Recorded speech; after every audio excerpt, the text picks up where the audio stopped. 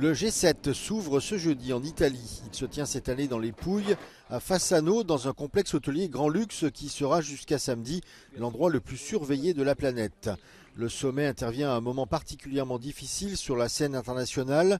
Outre les discussions sur la guerre en Ukraine et le conflit au Moyen-Orient, la présidence italienne mettra aussi l'accent sur la Méditerranée et l'Afrique, ainsi que sur le changement climatique. Une session spéciale sur la régulation de l'intelligence artificielle verra le pape François s'exprimer sur le sujet pour la première fois au G7.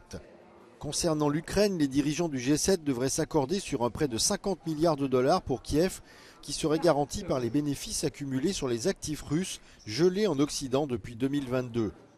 Enfin, comme le veut la tradition, des représentants d'autres États et organisations internationales participeront également aux travaux. Des pays comme l'Inde, le Brésil et l'Afrique du Sud, qui font partie intégrante de l'alliance des BRICS en compagnie de la Russie, ont été conviés au sommet.